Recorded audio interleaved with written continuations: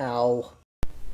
Alright guys, we're back. Continuing on with the part 2, I guess, of the video we started last week with the water pump swap out and making some room in the engine bay. New water pump on there and everything. And now we're going to finish up with the heater core and then get the coolant back in there. Get the car, all burped out and bled. Here is your part number that I'm using. This and the water pump, as always, came from Rock Auto, so go check it out. So now, in the last video, since taking out the water pump, I had to disconnect the feed line to the water cooler, or I'm sorry, to the heater core. So I used that and I blew the air through here to try and get all the water as best I can out of the heater core to keep it from spilling in the car when we take it out. If you're just replacing heater core, you're probably not going to do that, but you want to drain down your coolant level a bit, so at least everything is lower than that point as much as possible. And then you could try and pull the hoses and blow both hoses out and blow some air through and try and catch it in one of the other hoses into like a jug or something. You can try and do that. But first things first, we're going to pop off those 2 clamps and pop off those hoses, and then we will make our way into the car to try and get the heater core out.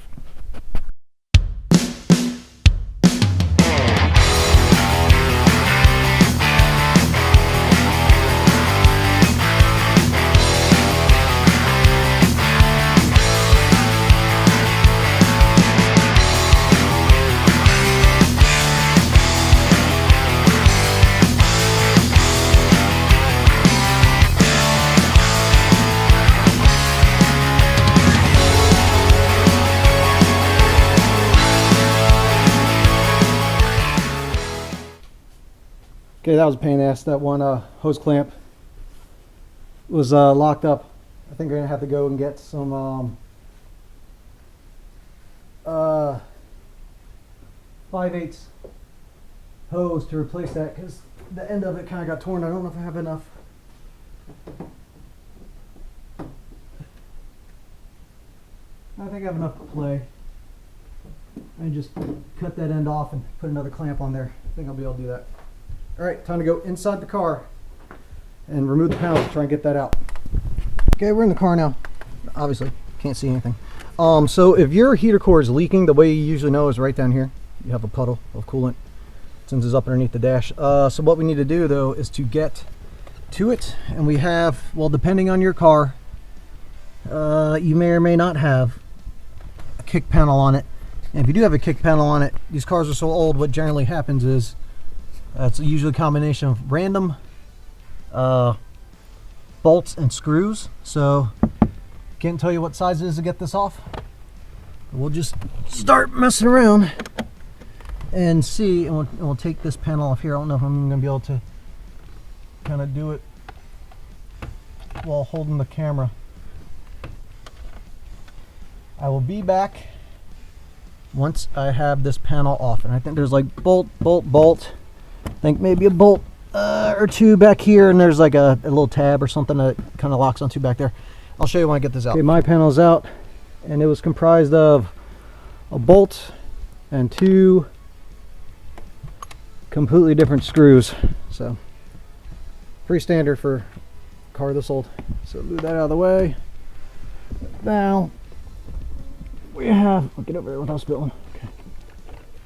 I also had a courtesy light to take out. I don't know if you guys will have one here. Now we need to take off this panel right here. There's 2 bolts on the bottom and 2 on the left hand side. So I'm gonna take the bolts off here. See that? There, and up there, and this should come off, and then I'll be back after that one. Okay, this little outer shell is finally off, and it's 3 bolts. You got one there, and one there, and of course the one up there is a bitch. So grab those 3 bolts, keep them where they go, move that. And now we have, if you look right up here, there is the heater core. So you have the controls right underneath here. Let me see that. Those are controls that run right up to here for your blend door and all that stuff. So now we need to pull, I think it looks like, as of right now, I can't see in the back. I think it's just 2 bolts. You got 1 bolt here, 1 bolt up there, and then this, so dark, this hold-in bracket thing should come out, and then we'll be able to grab and slide the heater core out. I should say that I put some paper towels in the heater core outlet, inlet outlet on the other side, just in case there's still stuff in here, to try and keep it from spilling as much as possible. So all right, let me take these 2 bolts out and pull out this panel. It's so dark, and then I'll slide the heater core out. Okay, God, so tight. There's more than just the 2 bolts at the front. There is bolt back there and up there. Obviously need an extension to get to it. Same size bolt. This, honestly, this heater core looks like it's already been replaced. Looks pretty freaking new. I'm assuming it's already been replaced. I probably don't need to replace it, but I'm doing it anyways. So let me get those 2 bolts out back there, and then this whole plastic should slide out. All right, all those bolts are out. See if I can get a light in here. I hopefully can just pull this one hand. I don't know, one hand, because I am stuck as to the things coming through the firewall.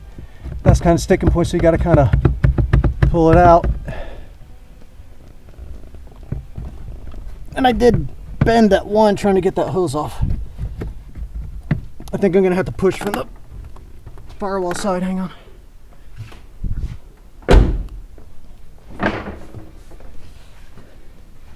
See, it's almost through. Push there, push there. No, I'm in here thinking, struggling, trying to get my hands in, and I'm wondering, what size would a car have to be for people with adult sized hands to actually be able to reach and work on everything? Because even in this car, can't reach shit. All right, so that's pop through. Let's slide out.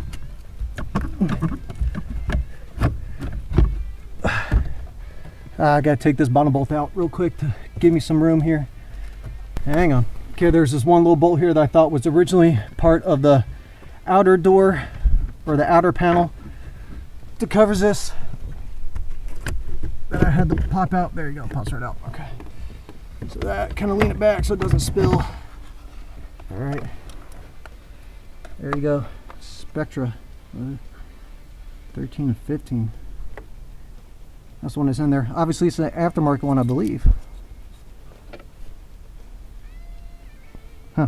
Okay, well, now we can take this out and get ourselves a little bit more room outside of the interior of the car. We'll go over there and get this set up and switch this out. Just a couple of 2 little brackets. Let me get repositioned. Okay, here we go. We got it out. Looks like it's just 3 bolts to hold this on. Same bolts as to hold all those little panels and stuff inside the car. Apologize about the angle of which these videos are coming out, because I still have yet to get a new tripod.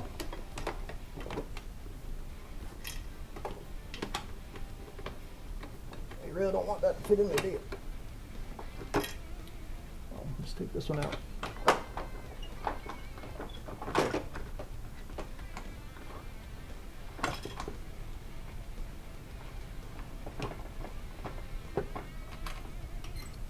Move that bracket, see that bolt, slide that out. So this is I mean, to me, this looks like a replacement.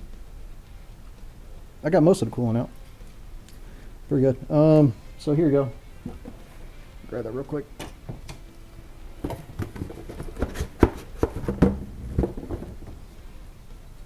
Yeah, that's definitely a replacement. I mean, here's my new one. So I really didn't need to replace this, but oh well, better safe than sorry, because between this and the Cruise, I'm freaking tired of doing coolant related stuff. Like, I'm sick of it, really. I have isolators to stick down here at the bottom.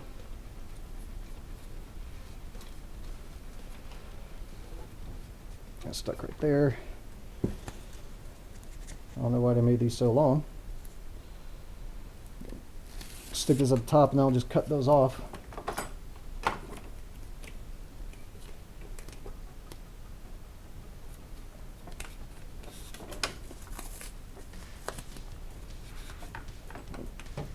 Get a razor real quick.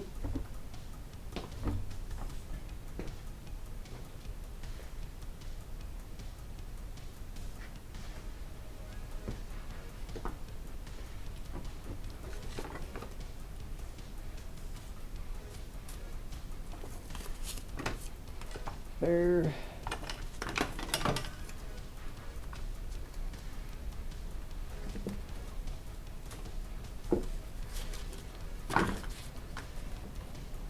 Not pretty, but it's cut.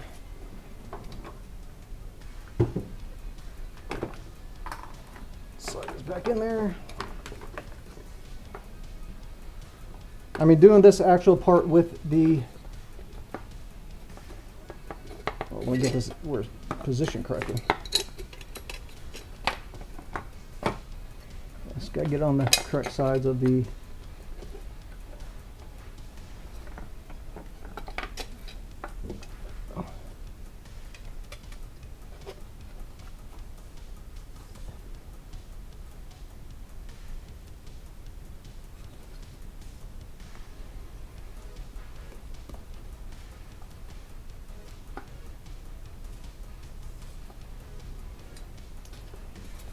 hang on a second.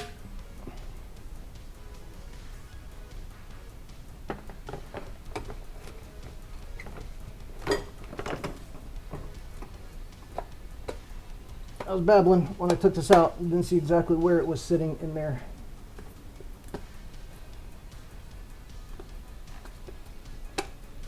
There we go. Takes a little finesse. There's one bracket.